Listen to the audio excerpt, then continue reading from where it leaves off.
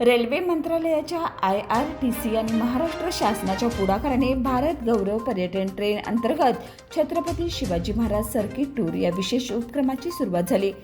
शिवराज्याभिषेक दिनानिमित्त 9 जून 2025 रोजी मुंबई CSMT स्थानकावरून या विशेष पर्यटन ट्रेनचं प्रस्थान झालं.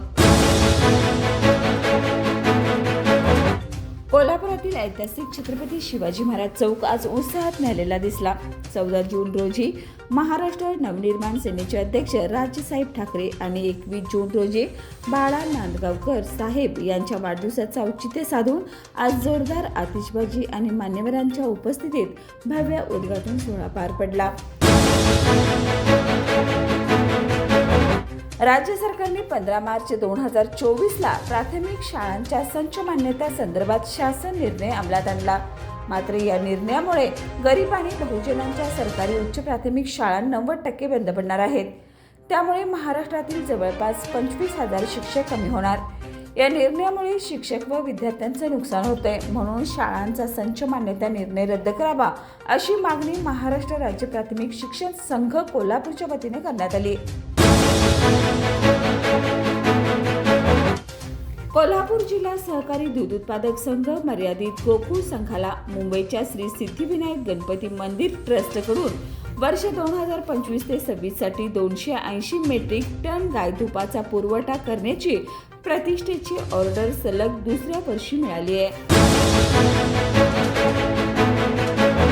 शाळेच्या व्यवस्थापन समितीकडून पालक विद्यार्थी यांना ठराविक विक्रेत्याकडून शाळेसाठी लागणारं साहित्य घेण्यास सक्ती करण्यात येऊ नये अशी मागणी सकल हिंदू समाजाच्या वतीने करण्यात आली. याबाबतचं निवेदन प्राथमिक शिक्षणाधिकारी मीना शेंडकर व माध्यमिक शिक्षणाधिकारी सुवर्णा सावंत यांना देण्यात आलं.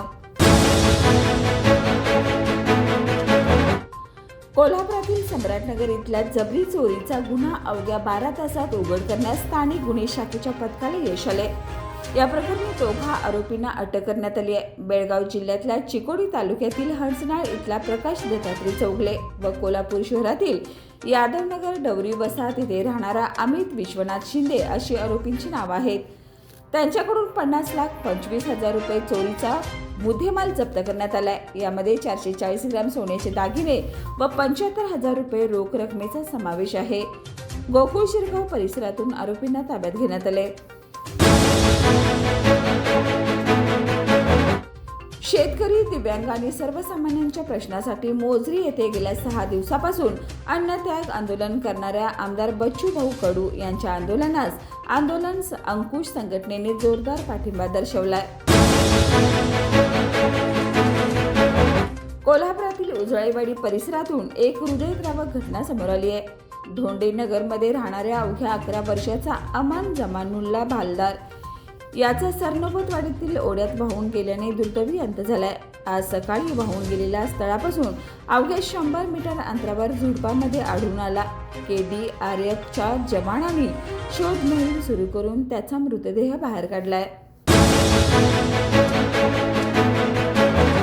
प्रेम संबंधात पैशाच्या वारंवार मागणीचा कंटाळा आला म्हणून एका प्रियकराने आपल्या प्रेयसीला हातोड्याने ठार मारल्याची धक्कादायक घटना अतिग्रे तालुका करवीर येथे गुरुवारी उघडकीस आली. या घटनेने परिसरात एकच खळबळ उडाली आहे. मिळालेल्या माहितीनुसार सुमनने आदमला 7 लाख रुपये दिले होते, परंतु तिने हे पैसे वारंवार मागण्यास सुरुवात केली होती. पैशाच्या मागणीला कंटाळून आदमने सुमनची निर्घृण हत्या करण्याचा निर्णय घेतला.